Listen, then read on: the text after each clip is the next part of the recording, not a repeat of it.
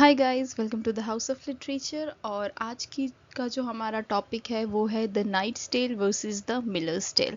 अब ये Canterbury tales के जो दो इम्पॉर्टेंट टेल्स है जिसको हम आज कवर करेंगे। अब हम इसको साइड बाय साइड क्यों पढ़ रहे हैं, हम इसको क्यों इस तरीके से देख रहे हैं, तो ये एक सिग्निफिकेंट टॉपिक है जहाँ से क्वेश्चंस आता है।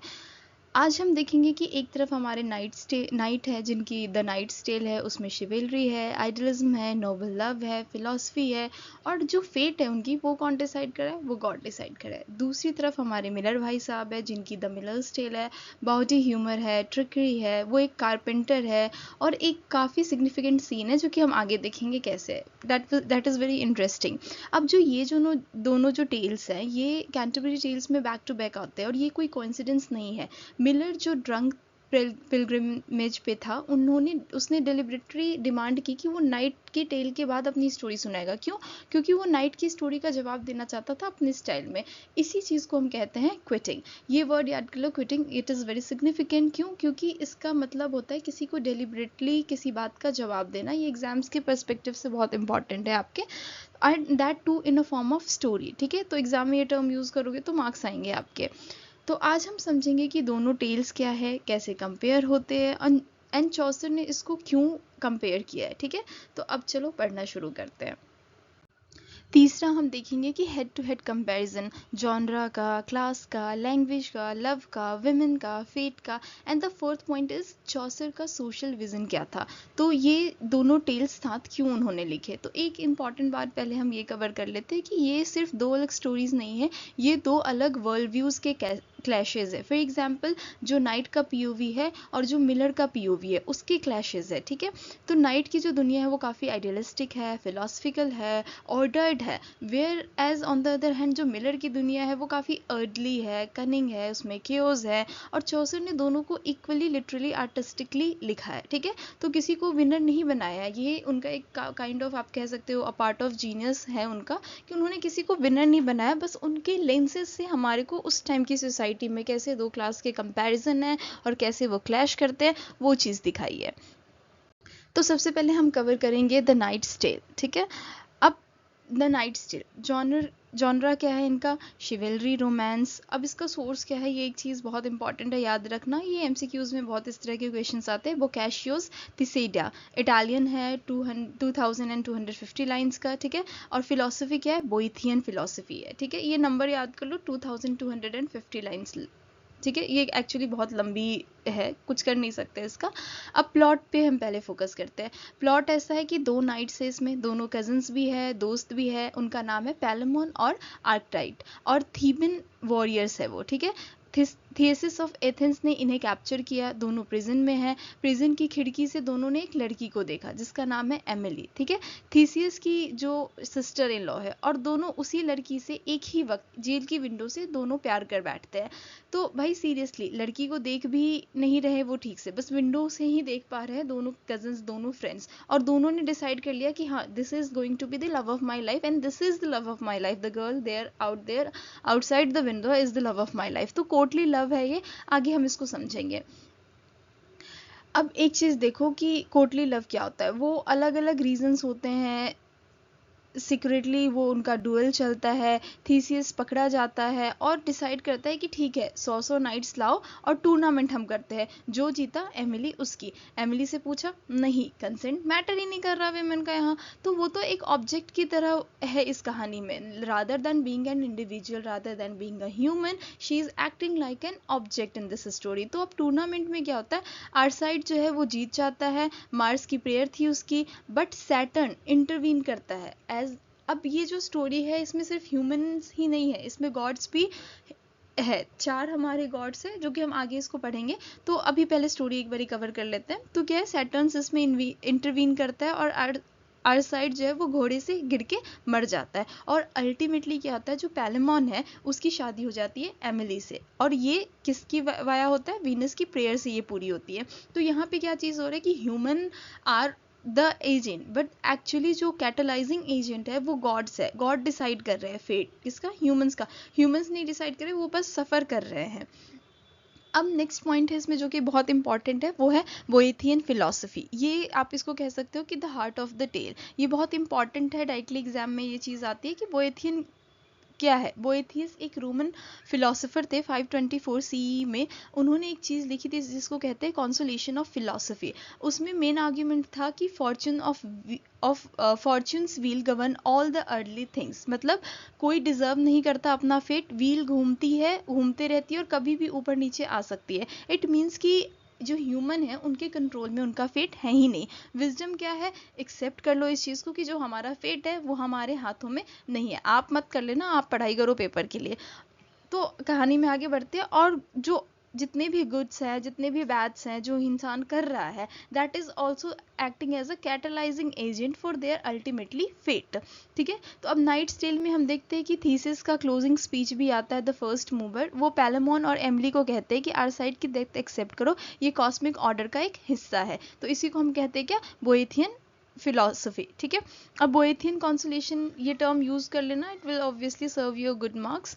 थर्ड पॉइंट है हमारा courtly love. Emily as icon and not person, Emily as an object rather than an individual.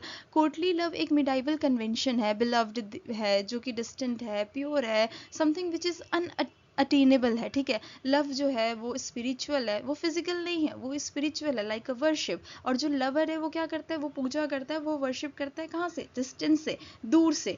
अब पैलामॉन और आरसाइट दोनों ने एमिली को जेल की विंडो से गॉडेसेस की तरह वर्शिप करते रहे। वो उनको देखा, उनको उनसे प्यार हो गया और वो वर्शिप करना उन्होंने शुरू कर दिया। उससे जानते नहीं थे, उससे प्रॉपरली देखा भी नहीं था। और एमिली खुद वो डायना से प्रे करती थी कि वो वर्जिन रहे, वो क्योंकि उसे शादी नहीं करनी थी और किसी से भी नहीं करनी थी। बट उसकी कोई भी बात सुनी नहीं गई। थेसिस असाइन करते हैं उसे किसे, पैलामॉन को। क्यों, क्योंकि वो टूर्नामेंट में जीत गया। एंड देन एमिली का जो कंसेंट है वो यहाँ पे मैटर नहीं कर रहा है। एमिली को अगर हम देखें तो she is an ideal, not an individual, not as a person. ठीक है, तो ये याद कर लो, आगे हम एलिसन से इसको कंपेयर करेंगे।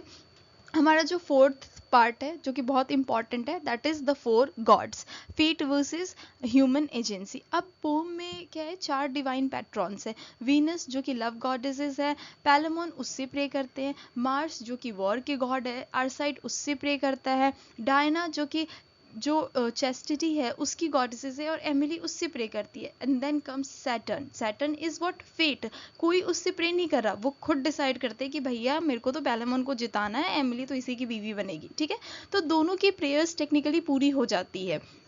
आरसाइड टूर्नामेंट तो जीत जाता है, मार्स को वो प्रे करता है, लेकिन एमिली को कौन जीतता है, पैरामॉन। आरसाइड ने ये प्रे किया था कि मैं टूर्नामेंट जीत जाऊं, और पैलेमॉन ने क्या प्रे किया था कि मैं एमिली जीत जाऊं। So this is how the wheel of fate is there in this tale.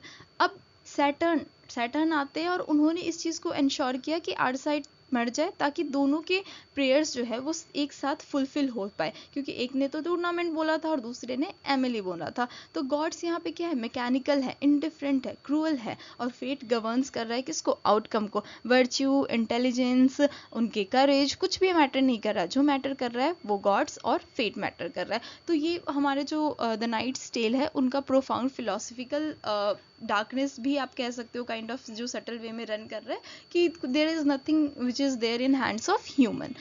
अब हम नेक्स्ट पार्ट पे चलते हैं। अब निकोलस की आवाज़ से जॉन को ऐसा लगता है कि फ्लड आ गया, तो टब की रोप वो काट देता है और क्रैश, क्या वो जो टब है वो नीचे फ्लोर पे गिरता है। सब लोग वहाँ पे इस देखने आ जाते हैं, और इससे रिजल्टेड क्या होता है, इसका रिजल्ट क्या होता है, जॉन को काफ़ी ह्यूमिलिएटेड फील होता है, उसके एक आर्म टूट जाती है, न्यूक्लियस भी काफ़ी ह्यूमिलिएटेड होता है और वो जल भी चुका होता है, एप्सिलॉन भी ह्यूमिलिएटेड होता है और वो अपनी बियर्ड को हटा देता है। और एलिसन कुछ नहीं, she is just scot free, कुछ नहीं हुआ उसको, वो अकेली है जो स्केप कर देती है without any kind of punishment. तो ये इसका पूरा प्लॉट है। अब एलिसन को अगर हम देखें तो वो कैरेक्टर वर्सेस आइकन वाली चीज़ हम यहाँ पे पहले देख लेते हैं। ये कंपैरिजन है जो कि बहुत इंपॉर्टेंट है, एमिली और एलिसन को काफ़ी बहुत बारी कंपैरिजन में कंपैरिजन वाले क्वेश्चंस में रखा गया। तो ये चीज़ देख लेते हैं, एमिली वर्सेस एलिसन। एमिली जो थी इथरियल थी, बेयरली शी इज़ इंडिविजुअलाइज्ड, कोई वॉइस नहीं थी उसकी, कोई एजेंसी नहीं थी, उसको सीधे पेलमोन को असाइन कर दिया गया। Whereas on the other hand Alison जो है वो चौसर ने उसे डिस्क्राइब किया कि she was more blissful on to see than is the news pear tree जैसी है वो, ठीक है। उसकी smile a hoard of apple laid in है, वो डिजायर्स रखती है, वो खुद की एजेंसी रखती है, वो इंटेलिजेंस, वो विट रखती है, और एंड में वो अकेली है जो उसने ह्यूमिलिएशन को स्केप किया, उसे कोई पनिशमेंट नहीं मिलती। तो इसको लोअर जॉनरा की तरह ज़्यादा ऑटोनॉमी रखती है और अपर जॉनरा की कैरेक्टर। तो यही चौसर की फेमिनिस्ट आर्ग्यूमेंट है, सटल है, पावरफुल है। याद कर लो, Emily as an icon and Alison as an individual.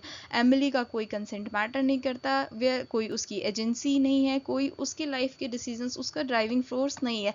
But on the other hand Alison जो है वो अपने डिसीजंस लेती है, she knows what she wants and she is kind of moving ahead in the direction of what she wants. और end में क्या होता है, एमिली के डिजायर्स के अगेंस्ट उसको पैलेमॉन को दे दिया जाता है। On the other hand Alison को कुछ नहीं मिलता, कुछ नहीं होता, उसको पनिशमेंट से भी वो स्किप कर लेती है।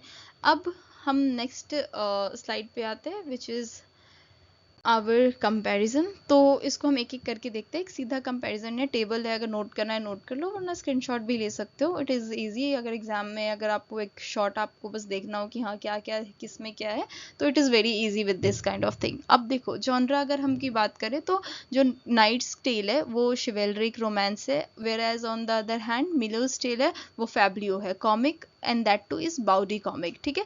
तो ये डिफरेंट जॉनरा है, डिफरेंट वर्ल्ड व्यूज हैं। Genre itself is representing class here. तो ये चीज याद रखना कि कहीं ना कहीं आपका जो जॉनरा है उससे कहीं ना कहीं वो क्लास डिस्टिंक्शन आपकी दिख जाएगी। अब नेक्स्ट है हमारा सोशल क्लास। तो जो नाइट्स टेल है वो नोबिलिटी है, फर्स्ट स्टेट है, नोबिलिटी को रिप्रेजेंट करता है।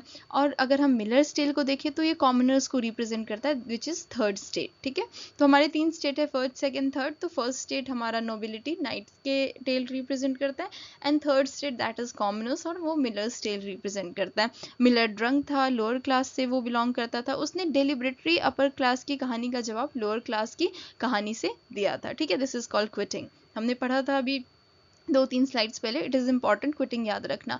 नेक्स्ट हमारा है लव। लव अगर हम देखें तो नाइट्स टेल में कोर्टली लव दिखाया गया है, idealistic, spiritually, with the tint of innocence, एक डिस्टेंस से लवर प्यार कर रहा है। लेकिन जब हम मिलर्स टेल देखेंगे तो it is entirely rooted upon and based upon क्या, फिजिकल डिज़ायर, इमीडिएट है, अर्दली है। नाइट का लव जो है उसको हम देखते हैं प्रेयर्स में कि वाया हो रहा है, वो सक्सेसफुल टूर्नामेंट से एक्सप्रेस हो रहा है। लेकिन मिलर का लव क्या है, directly physical in the moment, ठीक है। अब नेक्स्ट है हमारा विमेन। विमेन को अगर हम देखें तो नाइट्स टेल में पैसिव आइकन्स हैं, जिसको हम एमिली रिप्रेजेंट कर रही है, कोई वॉइस नहीं है, कोई कंसेंट नहीं है, कोई एजेंसी नहीं है। लेकिन जब हम मिलर्स टेल की बात करें तो जो हमारी एलिसन है, she is an active agent, ठीक है, फुल एजेंसी है उसके हाथ में। तो हायर जॉनरा क्या हो रहा है, women are objectified as ideals, और लोअर जॉनरा में क्या हो रहा है, women are acting as real people with desires like any other man. तो चौसर का पॉइंट क्या था कि कोर्टली लव कन्वेंशन का है, और उसको ऑब्जेक्टिफिकेशन के से आप काफ़ी वो डिस्गस्टेड, डिसगाइज्ड है, ऑब्जेक्टिफिकेशन को डिस्गाइज कर रहा है in the form of worship. तो चौसर का पॉइंट यहाँ ये था कि जो कोर्टली लव है उसमें क्या हो रहा है, there is this ideal women जो कि इसको डिजायर कर रहा है, एक लवर, वो that too from a very far distant, and उसको काइंड ऑफ वर्शिप कर रहा है एज अ गॉडेसेस। अब थर्ड फोर्थ पॉइंट पे आते हैं हमारे, that is language. Knight's tale की जो लैंग्वेज है वो एलिवेटेड है, फॉर्मल है, बोइथियन फिलोसफिकल वोकैबुलरी है। लेकिन अगर मिलर टेल्स को आप देखें तो काफ़ी डेमोटिक है, अर्थली है, स्पेसिफिक है, स्ट्रीट लेवल लैंग्वेज है। लैंग्वेज भी एक सिग्निफिकेंट पार्ट है जो कि आपकी क्लास को रिप्रेजेंट करता है हमेशा, और चौसर ये चीज़ जानते हैं और उन्होंने काफ़ी ब्यूटीफुली इस चीज़ को एक्सप्रेस किया है वाया बोथ द टेल्स। अब हम नेक्स्ट पॉइंट देखते हैं, विच इज फेट और जस्टिस।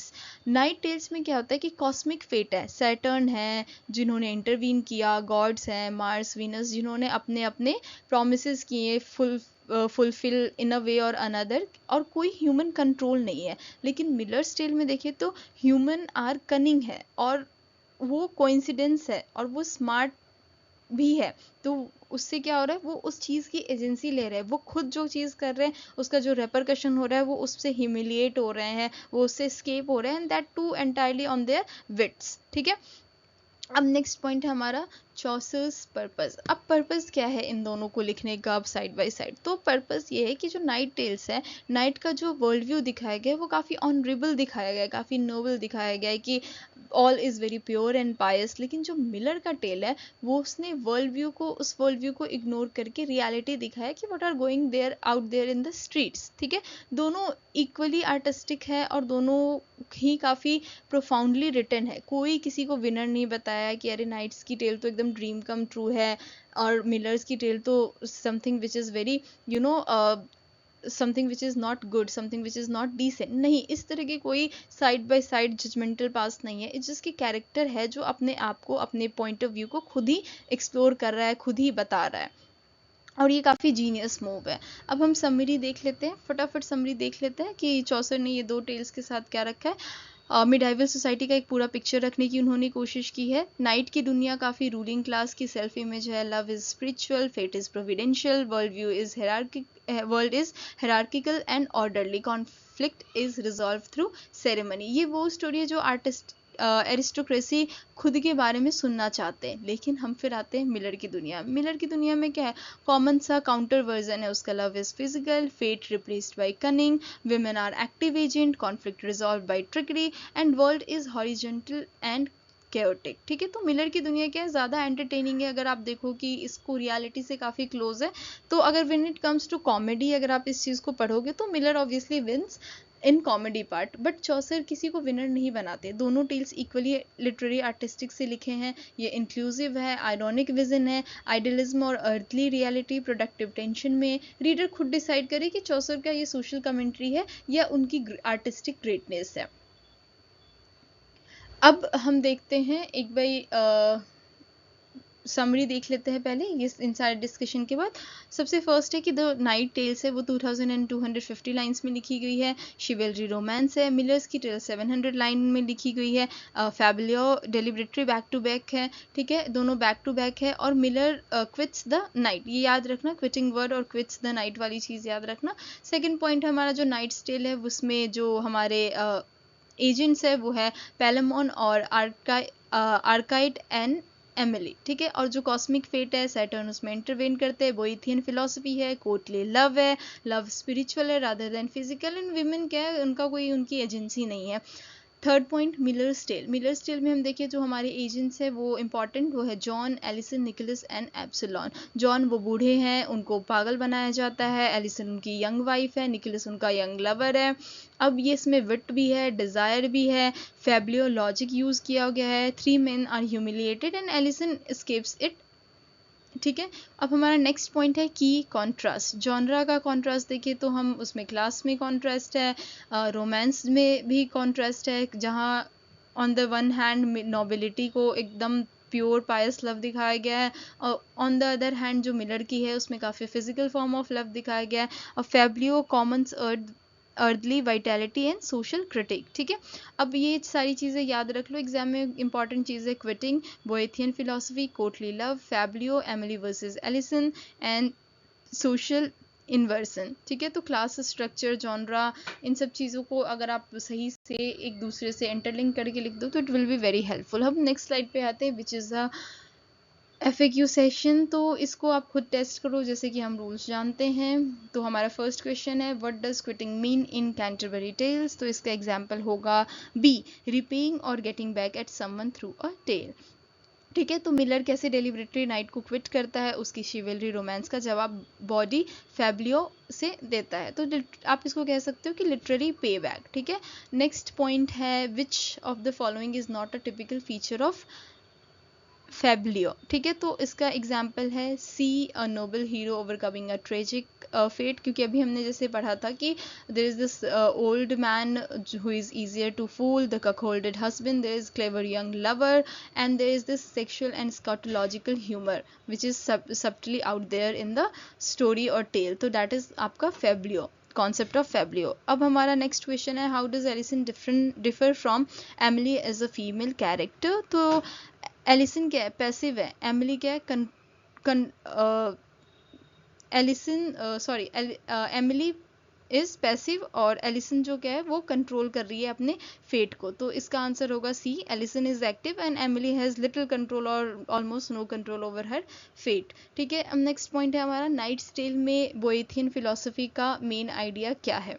ठीक है, तो इसका आंसर है B, fortune governs early event, wisdom is to accept these things and seek higher good. ठीक है, तो ये हमारा एफएक्यू सेशन हो गया। अब हम चलते हैं लॉन्ग आंसर क्वेश्चन पे। तो फर्स्ट क्वेश्चन आप पढ़ लो, इसको कैसे, इस क्वेश्चन का जो जुक्सटापोजिशन है पे फोकस है, और the juxtaposition of knight's tale and miller's tale is Chaucer's most pointed social commentary, उस चीज़ को डिस्कस करना है। तो the placement of these two tales consecutively is one of the significant structure. क्यों? क्योंकि नाइट्स टेल में आप देख रहे हो कि उनका एक different noble point of view है, लेकिन मिलर्स टेल में क्या है, कॉमनर्स का पॉइंट ऑफ व्यू है। तो आप सबसे पहले इसको नाइट टेल्स, इसको पहले एक कंपैरिजन जो है उसको सटली वे में दिखा के, फिर नाइट्स टेल का जो बैकबोन है स्टोरी की, जो फेट कैसे इन्वॉल्व है, कोर्टली लव है, कौन सी बोएथियन फिलॉसफी है, इस चीज़ को लिखो। फिर मिरर टेल्स के बारे में, कैसे वो कॉमनर्स की स्टोरी है, fate is replaced by cunningness, और लव कैसे फिजिकल है, इमीडिएट है, अर्ली स्टोरी है। ठीक है, फिर आप चौसर की जीनियस को दिखाओ कि कैसे चौसर ने वन बाय वन इस चीज़ को लिखा और काफ़ी कॉन्ट्राडिक्ट किया है एक स्टोरी से दूसरी स्टोरी को। ठीक है, इसको हम इस तरह के हमारे क्वेश्चंस है ना, उनका हम आगे स्ट्रक्चर वे में each and every question will be following. तो अब क्या होगा, नेक्स्ट वीडियो से क्या करते हैं हम कि पहले हम सारे चैप्टर्स कर लेंगे and then question and answer वाली एक वीडियो ही एंटायरली रख लेंगे, जो कि हमारा सिर्फ क्वेश्चन आंसर वाला होगा, both MCQs as well as long answer questions. Now the next question is compare and contrast the portrayal of love in The Knight's Tale and Miller's Tale. काफ़ी easy है, इतना पढ़ने के बाद तो हमारे को समझ में आ जाना चाहिए। तो क्या है, the two tales present diametrically opposed concept of love। आप देखो तो अभी हमने जिसको बार बार डिस्कस भी किया है कि दो टेल्स हैं, एक कोर्टली एंड स्पिरिचुअल है और दूसरा क्या है, अर्थली और फिजिकल है। पैलेमॉन और आरसाइट है, प्रिजन की विंडो से वो देखते हैं, ये वाली सेम स्टोरी रिपीट करनी है। वेनस को प्रे करता है, एक दूसरा मार्स को प्रे करता है, सैटर्न इंटरवीन करते हैं, और कैसे दोनों ही प्रेयर्स एक्सेप्ट होती है। और एमिली की खुद की कोई डिज़ायर नहीं है, वो तो वर्जिन रहना चाहती थी, she doesn't even want to get married, but वो उसकी नहीं चली। At the end of the story क्या हुआ, पर्लमॉन को एमिली दे दी गई। तो काफ़ी एक कोर्टली लव है, लेकिन मिलर की टेल में क्या है, फिजिकल, इमीडिएट एंड कॉमिक है। निकोलस एलिसन को इमीडिएटली फिजिकल डिज़ायर करता है, कोई विंडो नहीं है, कोई प्यार नहीं है, सीधा। अब एप्सिलॉन्स लव क्या है, सेटराइज्ड किया गया उसकी फास्टिडियसनेस को, उसके naked airs sense of humour को, यही उसकी कॉमिक पनिशमेंट है। ठीक है, तो एलिसन अपने डिज़ायर कंट्रोल करती है, निकोलस चूज करता है और स्केप कर जाती है एलिसन इस पूरी एम्बेरसमेंट से। ठीक है, तो इस तरह की से आप